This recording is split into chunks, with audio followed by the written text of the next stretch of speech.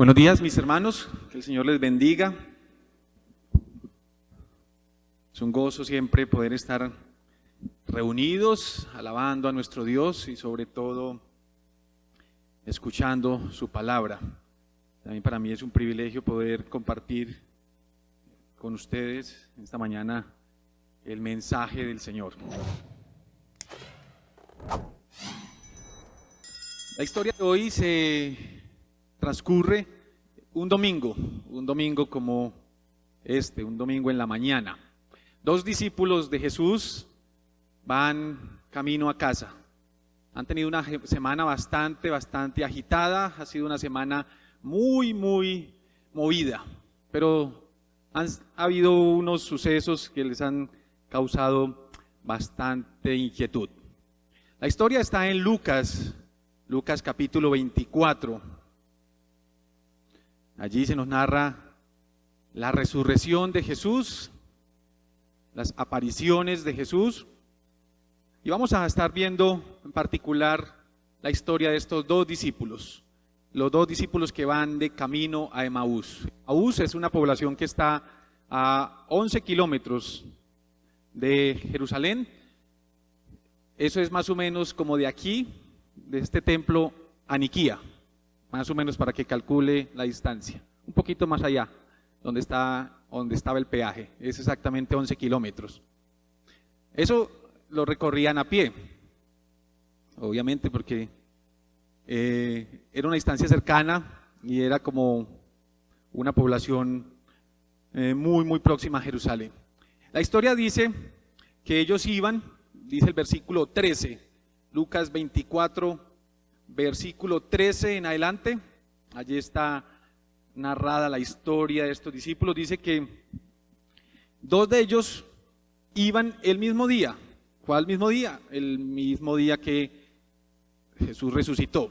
En la historia anterior nos habla de las mujeres que fueron al sepulcro, no ven y no encuentran allí el cuerpo de Jesús, pero sí unos ángeles, y la historia sigue ahora con dos discípulos. Iban el mismo día a una aldea llamada Emaús, que estaba a 60 estadios de Jerusalén, e iban hablando entre sí de todas aquellas cosas que habían acontecido. Sucedía que mientras hablaban y discutían entre sí, Jesús mismo se acercó y caminaba con ellos, mas los ojos de ellos estaban velados porque no le conociesen. Y él les dijo: ¿qué pláticas son estas que tenéis entre vosotros mientras camináis, y por qué estáis tristes? Entonces aquí en esta primera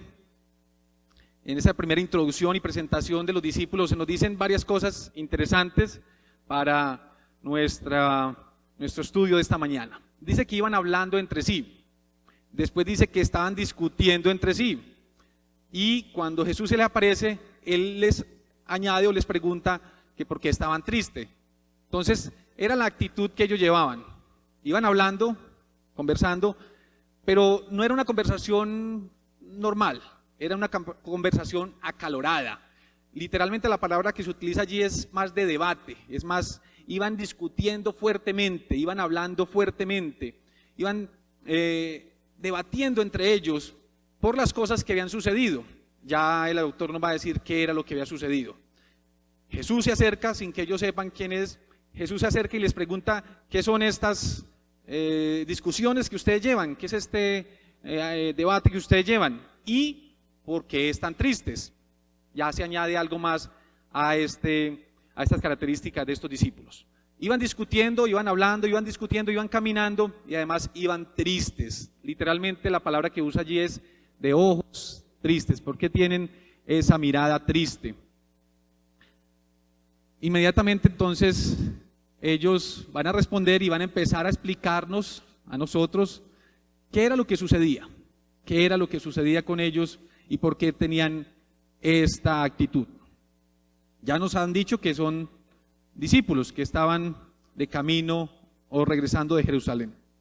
Versículo 18. Respondiendo uno de ellos, que se llamaba Cleofas, le dijo: ¿eres tú el único forastero en Jerusalén que no ha sabido las cosas que en ella han acontecido en estos días? Es una respuesta un poquito tosca. Usted es el único que no sabe qué ha sucedido. Entonces él les dijo, ¿qué cosas? Noten la paciencia con la que Jesús entabla esta conversación. Y ellos le dijeron, de Jesús Nazareno, que fue varón profeta, poderoso en obra y en palabra delante de Dios y de todo el pueblo, y cómo le entregaron los principales sacerdotes y nuestros gobernantes a sentencia de muerte, y le crucificaron. Eso es lo que ha sucedido. Ellos añaden también la razón de su tristeza. Pero nosotros esperábamos que Él era el que había de redimir a Israel. Y ahora, además de todo esto, hoy es ya el tercer día que esto ha acontecido. Aunque también nos han asombrado unas mujeres que entre nosotros, las que antes del día fueron al sepulcro, y como no hallaron su cuerpo, vinieron diciendo que también habían visto visión de ángeles, quienes dijeron que Él vive. Y fueron algunos de nuestros al sepulcro y hallaron allí, así como las mujeres habían dicho, pero a Él no le vieron. Este es el diagnóstico, esta es la explicación que ellos dan. La situación no es fácil, es una situación compleja, es una situación para ellos difícil, triste, pero sobre todo es un tema de confusión. Hay allí un tema de angustia, de confusión. Pero lo interesante del texto es que, contrario a lo que uno pudiera pensar en una primera lectura, no es por la muerte de Jesús. Ellos no están tan tristes por la muerte de Jesús como por el hecho de que no era aquel que ellos pensaban que era. Versículo 21. Pero nosotros esperábamos que Él era el que había de redimir a Israel. Y hoy ya es el tercer día. Es esa frustración la que ellos expresan allí. Y ese es el debate que llevan. Parece que ellos dos no estaban de acuerdo exactamente en por qué había sucedido eso y qué era exactamente, o quién era exactamente este Jesús al que ellos habían seguido. Si seguimos leyendo la historia, ellos eran conocidos de los discípulos.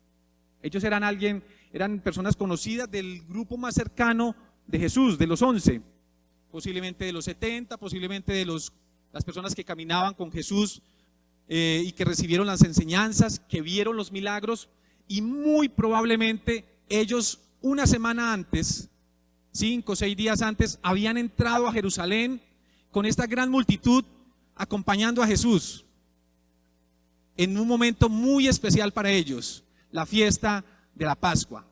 Era el momento más especial para la nación, porque era el momento en que como nación se reconocían como el momento en que empezó la nación allí desde Egipto.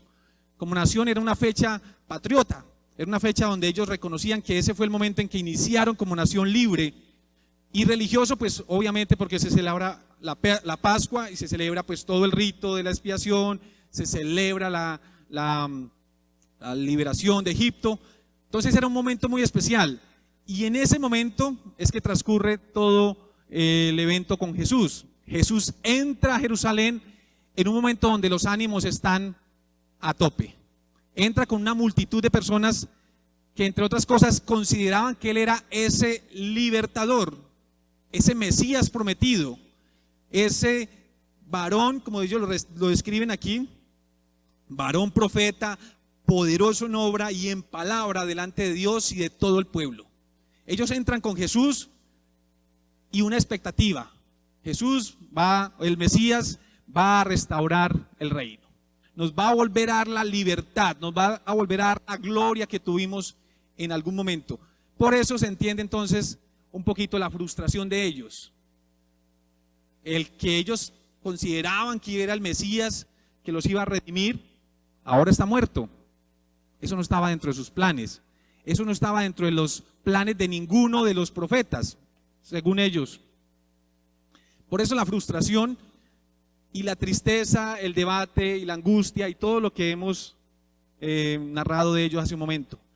Esperaban que Él era el que había de redimir a Israel. Y cuando se habla de redimir, el contexto para los judíos era la liberación, era un término muy político, era una liberación política. Recuerden que ellos estaban bajo la esclavitud, bajo el yugo del Imperio Romano. Eran libres y no eran libres.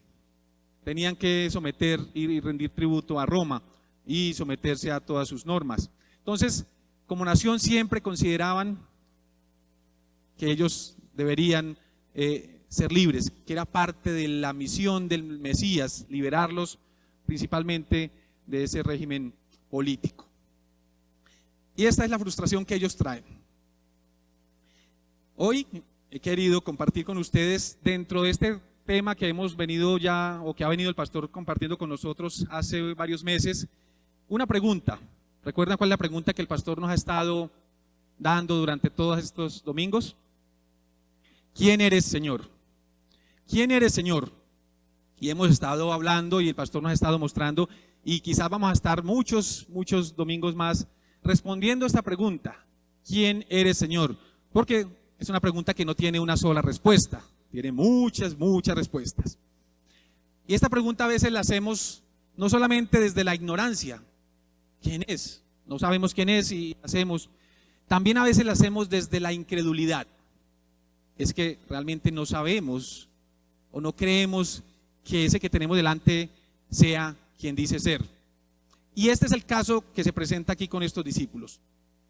Ellos van a estar delante del propio Mesías, van a estar delante del Jesús resucitado, del Cristo resucitado, van a estar delante de Él, pero aún no van a poder reconocerlo. Ellos tuvieron la oportunidad de caminar con Jesús, de andar con Él, pero aún así su conocimiento de Él era muy limitado. Lo que ellos dicen, varón profeta, poderoso en obra, el Mesías, era cierto. Esa es una descripción correcta de Jesús, pero incompleta. Entonces, hay un problema allí de incredulidad, y eso es lo que vamos a estar hoy compartiendo. ¿Cómo vencer la incredulidad? ¿Cómo luchar con la incredulidad? ¿Cómo batallar con la incredulidad? Lo primero que vamos a tener que hacer es confrontar nuestras falsas expectativas. Confrontar nuestras falsas expectativas. Ellos aquí, lo que hemos visto hasta el momento, el problema de ellos era que tenían unas expectativas insatisfechas. Ellos creían que Jesús era el que los iba a dar la libertad. Ellos creían que ese era el Mesías y que en esa fiesta nacional tan especial donde todo el pueblo estaba muy pendiente de él, pues él iba a instaurar su reino. Pero no, ya han pasado 3 días de su muerte y no ha sucedido nada. Por eso es tal la insatisfacción de sus vidas que cuando les dicen y les hablan de la resurrección, ellos dicen, esas mujeres están locas. No es posible, porque el Mesías que ellos creían y esperaban no se suponía que debía morir y mucho menos resucitar. Dentro del concepto judío del Mesías no estaba su muerte, no estaba su crucifixión y mucho menos estaba su resurrección. Para los que se asombraron cuando dije que consideraban que estaban locas, el versículo 11, en el mismo capítulo 24 de Lucas, en el relato anterior, dice que a los apóstoles les pareció una locura y no le creyeron lo que las mujeres habían dicho. Ellos aquí más o menos dicen lo mismo. Unas mujeres nos han dicho que fueron al sepulcro y como no lo vieron, ahora dicen que vieron visiones. Ellos en su estado de frustración, porque ese que esperaban que era el Mesías está muerto, ahora no aceptan ninguna explicación, no aceptan ningún milagro, no aceptan nada, no aceptan, no creen que Él ha resucitado, o no creen el mensaje y el testimonio, no solo de las mujeres, sino de Pedro. No aceptan, dicen, están inventando que vieron visiones, nosotros no lo hemos visto. Es más, otros discípulos fueron y tampoco lo vieron, como para asegurar más su argumento. Y recuerden que ellos están hablando con un desconocido. están hablando con alguien que se les acerca en el camino, les pregunta qué les pasa, por qué están así, y ellos de una vez sueltan todo esto. Estaban con una tremenda frustración. Nosotros en esta lucha o en esta batalla contra la incredulidad tendremos que también confrontar nuestras falsas expectativas. Seguramente también a medida que recibimos conocimiento bíblico, a medida que nos dan ciertas enseñanzas, vamos formando un concepto de Jesús, nos vamos haciendo un concepto de Dios, y que muchas veces ese concepto no es tan acertado o no es totalmente cierto o es incompleto, pero nosotros nos quedamos con ese mensaje a medias o con ese concepto a medias. Hemos escuchado aquí cómo Jesús es el camino, la verdad y la vida, cómo es el principio y el fin, el alfa y el omega, y hemos escuchado cantidad de sermones acerca de quién es el Señor. Pero si nos quedamos solamente con ese concepto y no profundizamos y no avanzamos, pues seguramente vamos también a forjarnos unas falsas expectativas.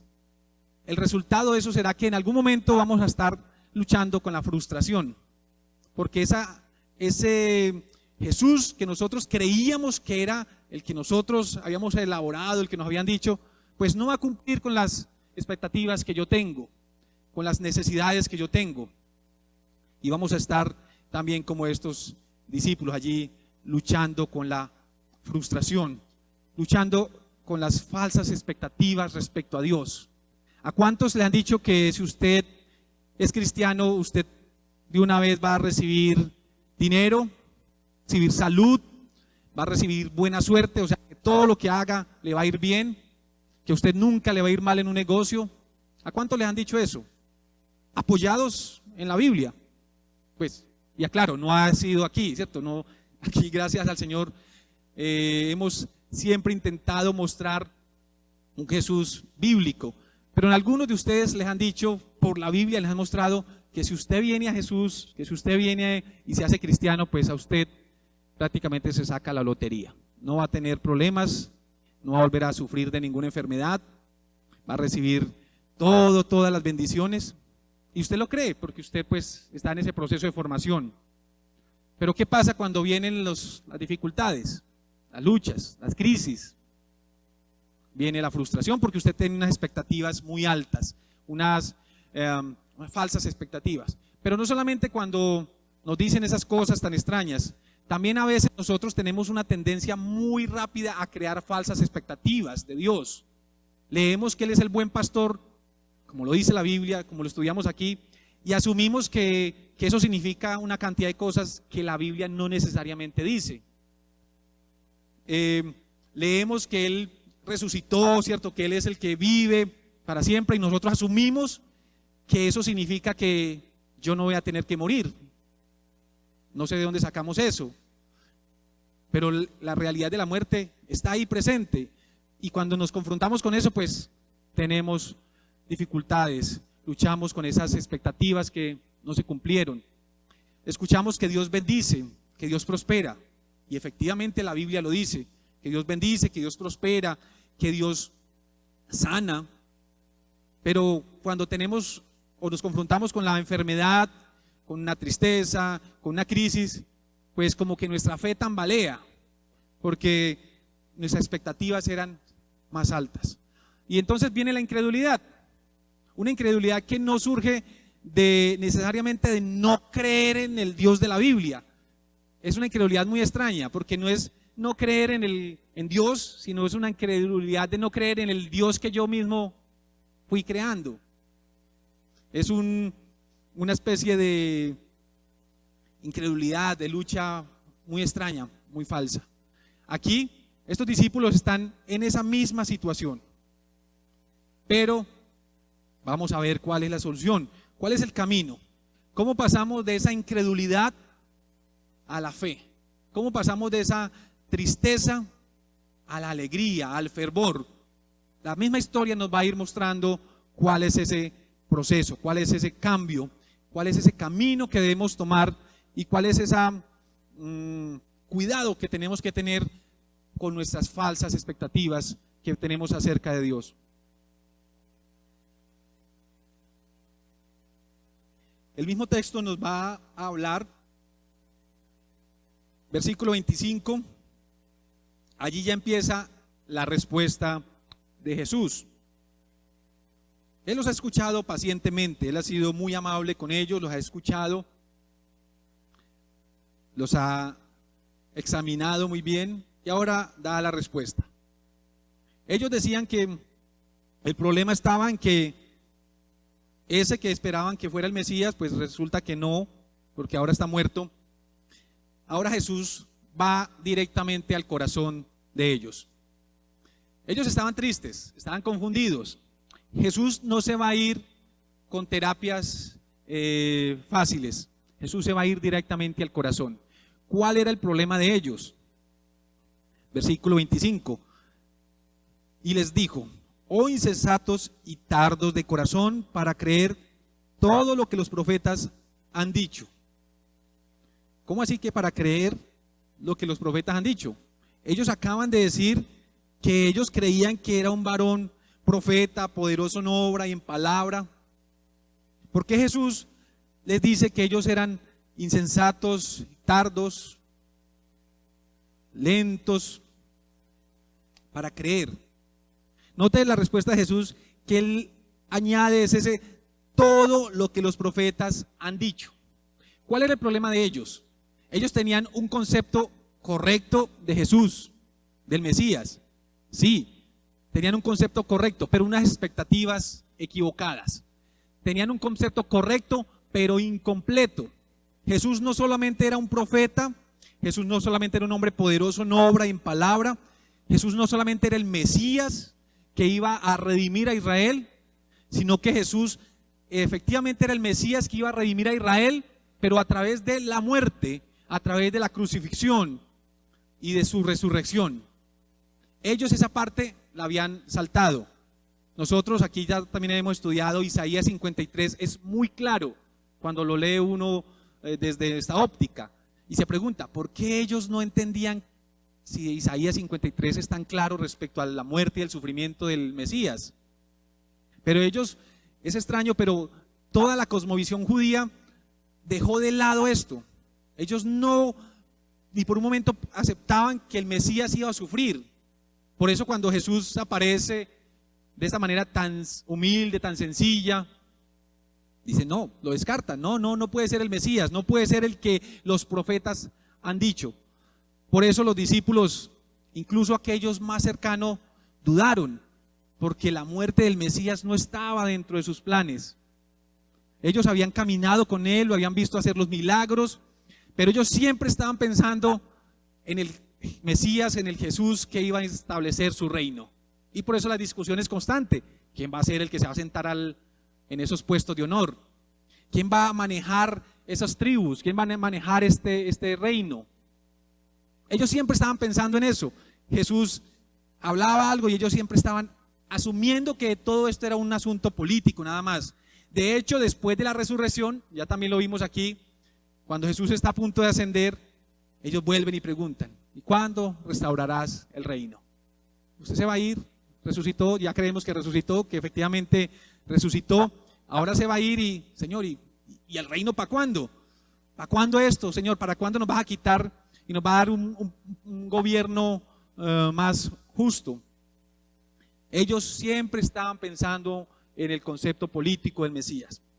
Habían obviado o habían saltado esta parte de los profetas que también hablaban del Mesías sufriente, del Mesías que iba a dar su vida, del Mesías humilde. Habían olvidado que él no solamente venía a redimir a Israel, sino a todas las naciones de la tierra. Ellos habían olvidado que el plan de Dios era mucho más amplio que venir a darles un nuevo gobierno.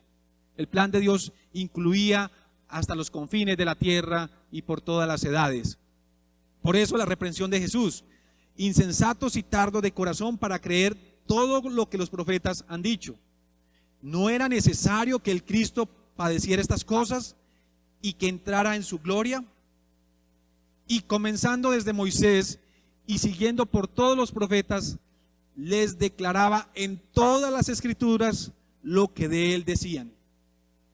Note que hace el énfasis, todos los profetas, y les declaraba todas las escrituras. Los coge y hace un discipulado express, pero haciendo el énfasis particular en aquellas cosas que ellos no conocían o no creían. Ellos creían en Jesús como el Mesías, el Cristo prometido, pero habían cosas que aún no comprendían. Jesús los va a guiar y les va a dar ese discipulado súper intenso.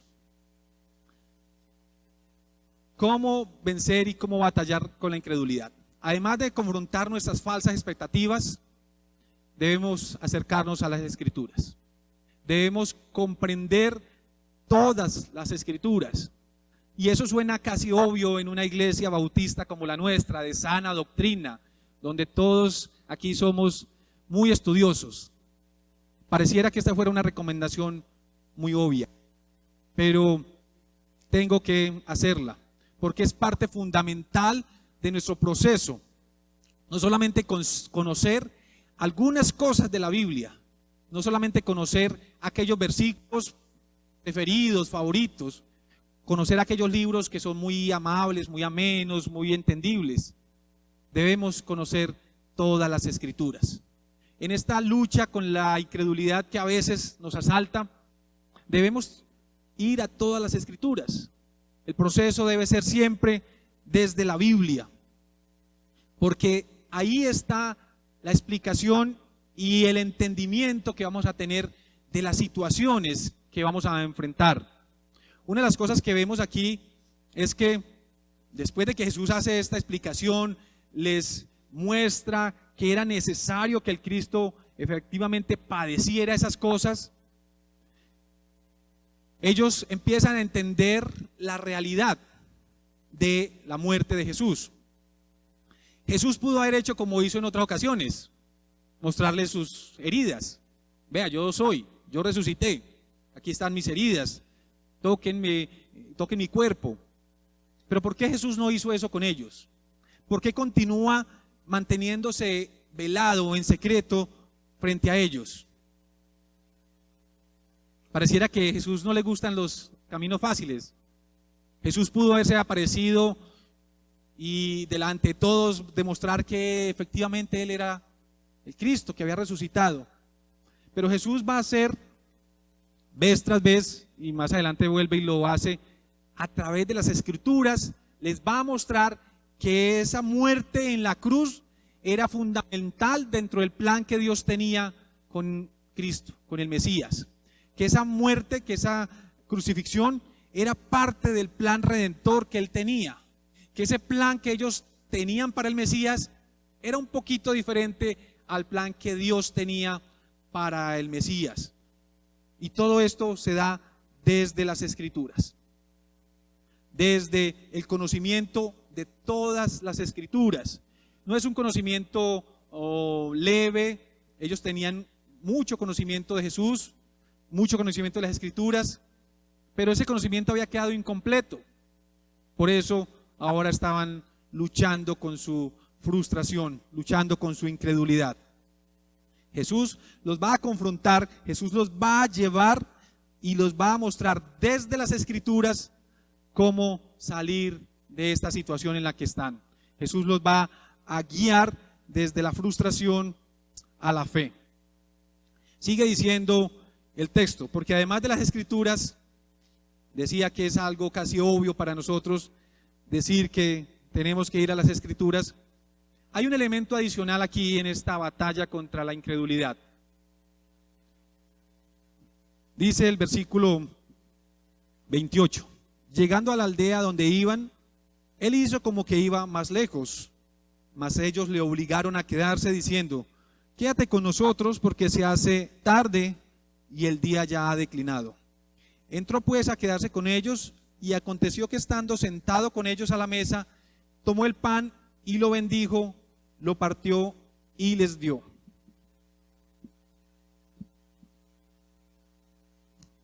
Eso no suena muy sobrenatural, ¿cierto? Como que, bueno, hasta aquí llegamos. No, Señor, quédese, entre, coma algo, va a ser tarde, quédese con nosotros. Bueno, sí, entran y mientras sirven la comida, Él bendice los alimentos. Eso no suena muy sobrenatural, eso no suena muy espiritual, pero precisamente es uno de los elementos centrales en esta historia y en la que sigue. Es más, en todo el libro de Lucas es un elemento central, el hecho de Jesús sentado a la mesa. Porque tiene que, dentro de la visión, dentro de la cultura de Oriente, de los judíos, el sentarse a la mesa era algo muy especial, era algo muy íntimo. Recuerdan que una de las acusaciones que hacían contra Jesús era que se sentaba a comer con los gentiles, con los publicanos y los pecadores. Porque eso era algo que usted no hacía con cualquiera, era algo muy íntimo, era algo muy cercano. Y Jesús, precisamente en esas comidas, cuando se sentaba con sus discípulos, cuando alrededor de la mesa, era donde también revelaba muchas de sus cosas, dio muchas de sus frases más célebres. Pero aquí precisamente con estos discípulos confundidos, que están en ese proceso de acercarse a la fe, es precisamente en el momento en que parte el pan, en que bendice los alimentos. Algunos han intentado o intentan mostrar que es una referencia a la cena, a la última cena o a la comunión, pero la mayoría de los autores consideran que no es cierto, porque no hay todos los elementos que se dan en la cena, como el vino, como la oración. Y en la cena, sobre todo hay un elemento muy crucial, es que en la cena están los 11 discípulos solamente. Estos no sabían o no habían experimentado lo que experimentaron los 11, Jesús y los 11 discípulos. Entonces no hay como esa conexión, salvo el tema del pan. Pero realmente aquí se está hablando de una comida normal, de un pan corriente, de una situación corriente, de una situación común para todos nosotros. Algunos más común, ¿cierto? Algunos la repiten 3 veces al día o más. Es una situación común y corriente, precisamente la que Él utiliza para revelarse, para darse a conocer. Es tan corriente que la pasamos por alto. Esta corriente, y por eso decía, no suena muy espiritual ver a Jesús, o que el hecho de que ellos reconocieran a Jesús en el partimiento. No hay como mucho de sobrenatural ahí, pero resulta que sí es una cosa muy interesante, y precisamente es el otro elemento en nuestra lucha contra la incredulidad.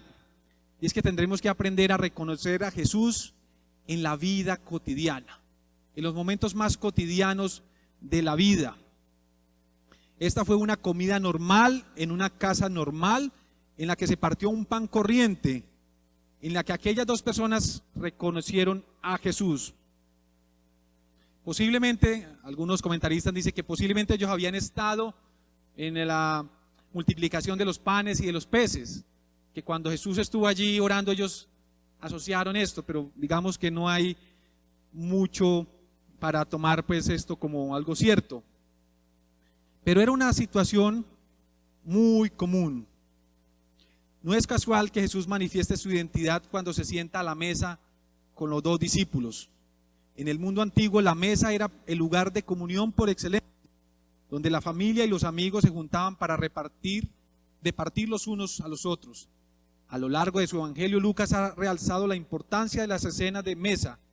Jesús dejó oír su voz y manifestó su presencia de manera especialmente íntima alrededor de la mesa de comunión. Este hecho sugiere que Jesús se reveló en los momentos básicos de la vida. Él se siente cómodo en medio de las actividades cotidianas. En el versículo 41 al 43, cuando se aparece ya a los 2 discípulos de acá más los 11, ¿qué es lo que Él les pide? Lucas 24, 41. Todos están asombrados porque Jesús se aparece allí en medio de su reunión. ¿Y qué es lo que Él les dice?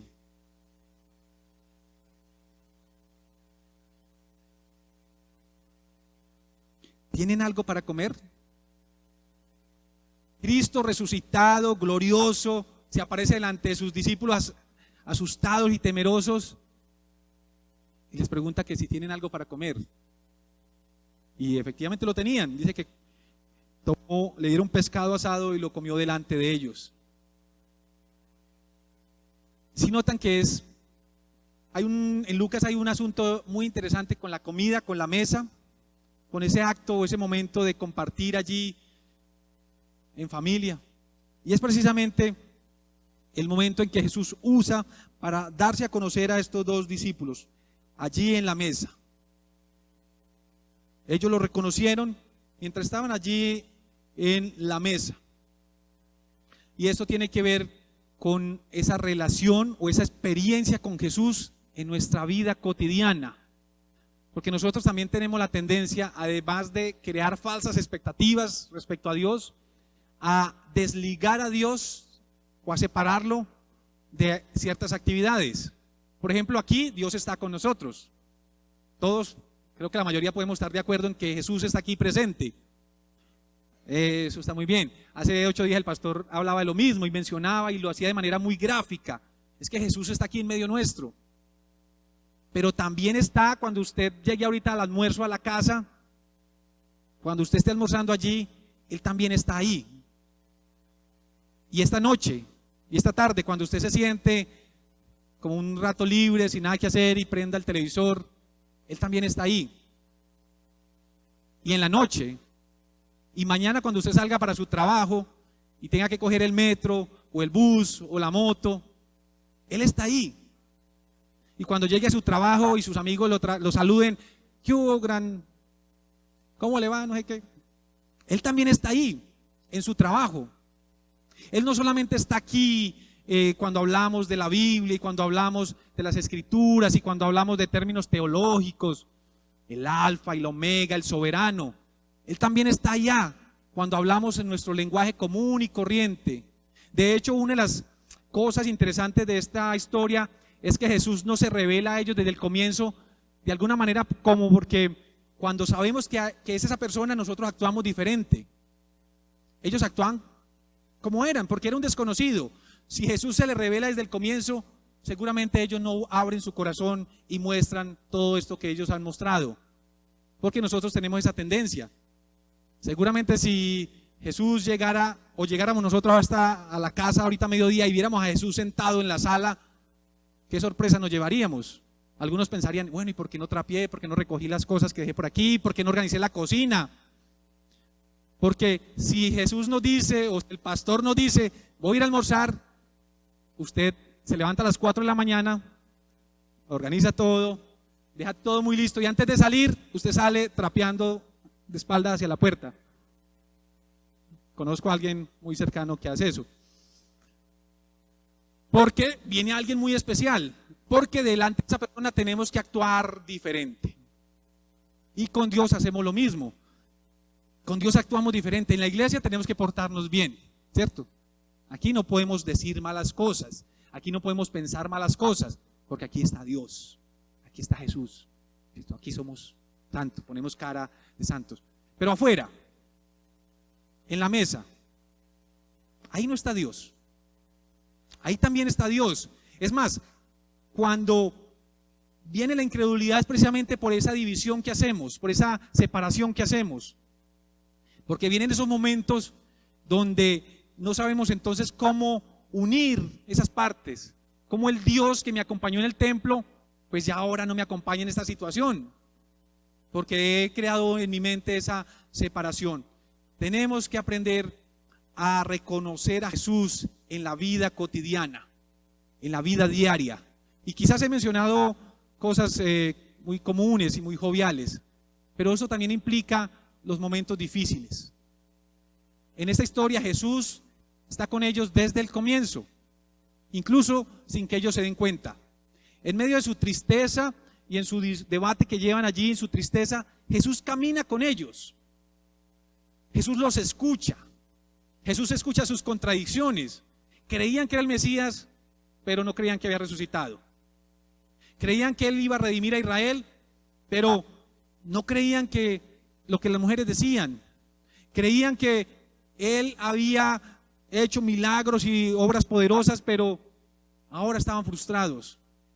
Jesús está con nosotros en todo momento, incluso en esos momentos tan difíciles, incluso cuando la vida se nos pone muy compleja, incluso cuando nuestra fe falla. Y eso es una de las enseñanzas que hay aquí. Jesús se apareció en el momento más crítico de la fe de ellos, y no solamente de ellos, de las mujeres, de los discípulos. Todo el capítulo 24 es una triple lección de la fe de Jesús en medio de esos momentos difíciles. Cómo Jesús se acerca, les muestra, les ayuda, se revela a sus vidas en el momento más crítico, cuando ninguno de ellos creía que había resucitado.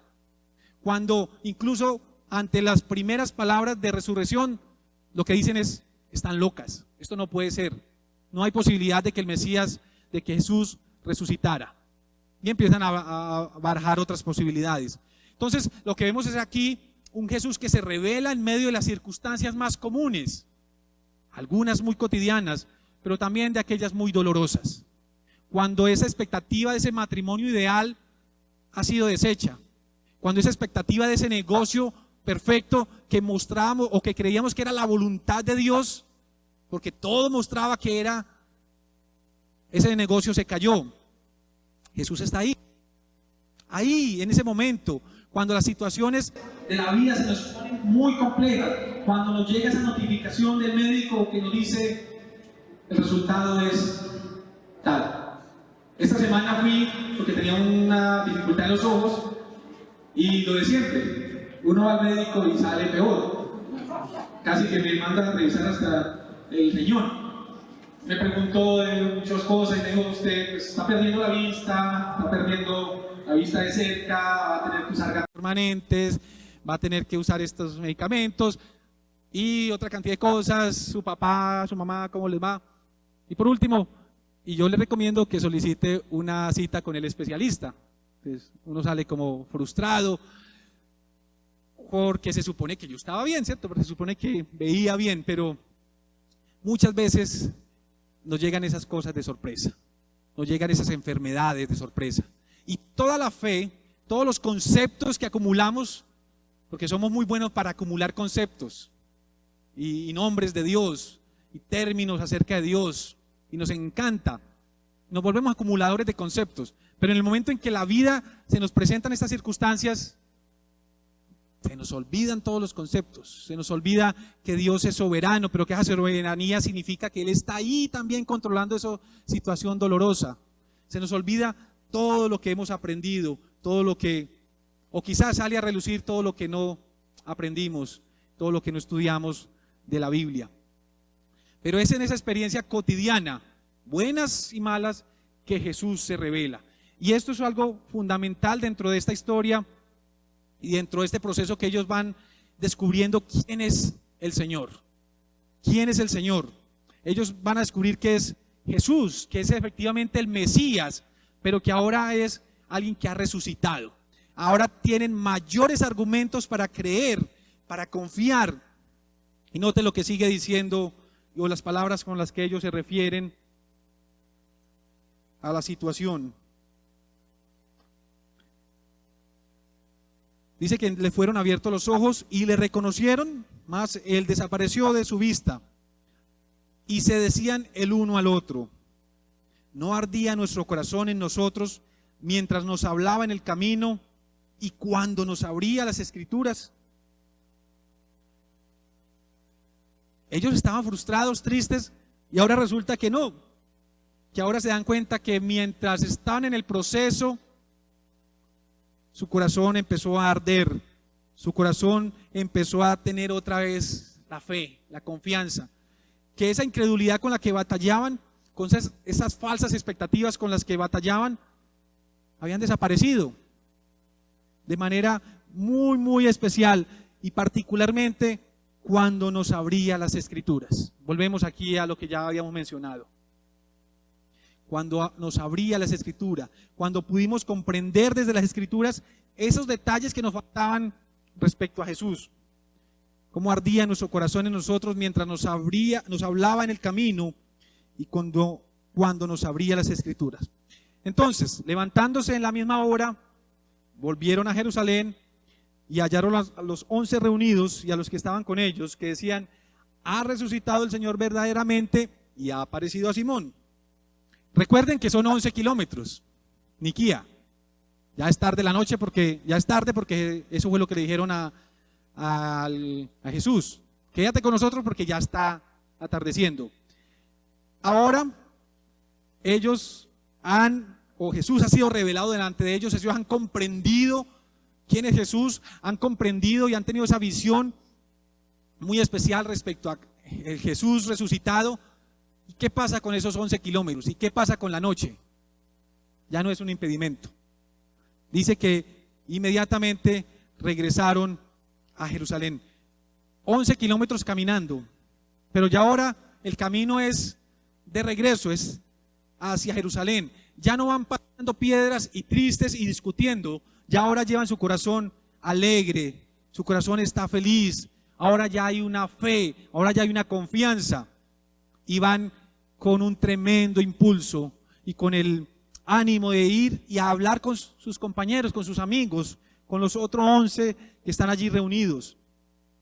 ¿No ardía nuestro corazón mientras nos hablaba en el camino y cuando nos abría las Escrituras?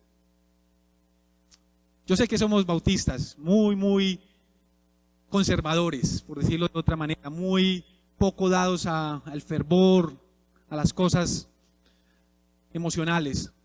Pero este es un versículo que no tiene otra interpretación, sino la palabra tiene que producir en nosotros un tremendo fervor, tiene que producir una tremenda emoción.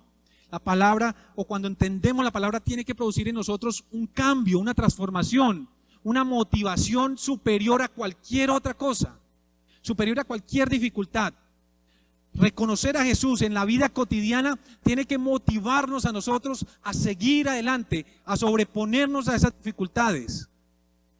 Reconocer a Jesús, o que nuestro corazón arda, tiene que ser eso, que nuestro corazón realmente se motive, que nuestro corazón realmente se regocije en cumplir la voluntad de Dios. Esto no es emocionalismo, esto no es una cosa extraña.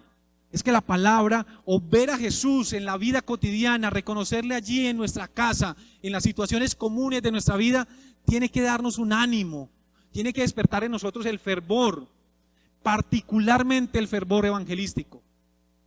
Dice William Barclay que el evangelio no es del todo nuestro hasta que lo hemos compartido.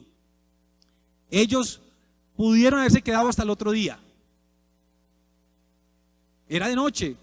Son 11 kilómetros, ya habían caminado 11 kilómetros. ¿Cómo es que van a regresar ahora 11 kilómetros de noche? Pero no había tiempo, había una noticia muy importante que dar. Había algo que compartir con sus compañeros que también estaban en una situación similar a la que ellos estuvieron unas horas antes. Y eso es lo interesante de esta historia. Uno quisiera leer que ellos llegan allí y sus 11 discípulos, sus 11 compañeros están felices porque Jesús ha resucitado, pero no, lo que encuentra es que todos están confundidos y vuelve y se repite la misma historia. Ellos ya están entendiendo, aceptando que Jesús ha resucitado, pero ¿qué pasa cuando Jesús se les aparece? Versículo 37, versículo 36. Todavía estaban ellos hablando de estas cosas, o sea, los dos que llegaron allí a donde estaban los 11 en Jerusalén, cuando Jesús se puso en medio de ellos y les dijo: la paz sea con ustedes. Ellos se espantaron y se atemorizaron, pues creían que estaban viendo un espíritu. ¿Qué pasó? No acaban de decir que sí, que creían que Jesús había resucitado. Ya han recibido varias personas que dicen que efectivamente lo han visto y han estado con él. Ahora estos 11 vuelven y están en la misma situación que estuvieron hace un momento estos dos discípulos. Y adivinen qué va a suceder. Jesús va a repetir el proceso. Va a hablar con ellos, se sienta con ellos. Yo soy, ahí les presenta. Les pide algo de comer, ya lo hemos dicho. versículo 44. Lo que ha pasado conmigo es lo mismo que les anuncié cuando aún estaba con ustedes, que era necesario que se cumpliese, ¿qué? Todo lo que está escrito acerca de mí en la ley de Moisés, en los profetas y en los salmos. Entonces les abrió el entendimiento para que pudieran comprender las escrituras.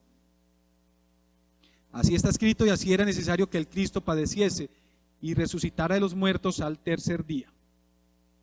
Vuelve y se repite la historia, ya ahora no con los dos, sino con los discípulos. Y es que esto es un reino de uno a uno. Jesús va repitiendo la historia uno a uno. La historia de cada uno es diferente. La manera en que cada uno va relacionando con Jesús es diferente. Este reino de los cielos se extiende uno a uno. No hay una experiencia que sirva para los otros. No hay un molde que sirva para todos. Cada uno de nosotros tendrá que ir teniendo esa experiencia con Jesús. Cada uno de nosotros tendrá que ir a las Escrituras y desde las Escrituras recibir el aliento, recibir el consuelo, recibir la motivación, recibir la revelación de Cristo. Pero también tendrá que experimentarlo en la vida cotidiana. Tendrá que experimentarlo en la vida diaria, en las situaciones particulares, en la vida común y corriente, en la vida que está fuera aquí del templo. Cada uno de nosotros. Ya ahí no es la iglesia, ya ahí no es el grupo, ya ahí es cada uno de nosotros. Cada uno de nosotros tendrá que tener esta experiencia, porque la batalla o la lucha con la incredulidad es uno a uno. Como iglesia nos acompañamos, nos apoyamos, como iglesia hacemos un trabajo colectivo, pero esa relación con el Señor es uno a uno. Esa respuesta de quién eres, Señor, la tiene que dar cada uno. Cada uno de nosotros tendrá que dar esa respuesta. Ya no vale la respuesta que se da aquí. Ya no vale la respuesta que aprendimos, que el pastor nos enseñó o que aprendimos en un manual. Ya la respuesta tendrá que ser individual. Cada uno de nosotros debe experimentar a Jesús en la vida cotidiana, en las Escrituras. Rápidamente, algunas lecciones que aprendemos de esta historia. Esta historia nos habla de la habilidad de Jesús para hacer que las cosas tengan sentido. La situación que les parecía difícil y inexplicable, ahora tiene sentido por las Escrituras. Jesús camina con nosotros en medio de nuestras dudas y nos escucha. No estamos solos. Él no está lejos, Él no está escondido. Las Escrituras es fundamental en el proceso de acercarnos y de conocer a Jesús. El conocimiento o el entendimiento de toda la Escritura es fundamental en nuestra relación con Él. Esta historia también nos habla de ese partimiento del pan. Jesús se le revela durante una comida regular y así es como obra a menudo. Debemos aprender a verle en las cosas diarias de la vida. El cristiano vive siempre y en todas partes en un mundo que está lleno de Cristo. Lo dice un escritor que se llama Warren Wiersbe. El cristiano vive siempre y en todas partes en un mundo que está lleno de Cristo. Nos habla también de cómo estas personas recibieron tan grande alegría que se apresuraron a compartir. El evangelio no es del todo nuestro hasta que lo compartimos con otros. Recibieron la fortaleza para experimentar, para vivir a Cristo resucitado. Que el Señor nos ayude, que el Señor nos ayude a responder y a experimentar cada día al Cristo resucitado.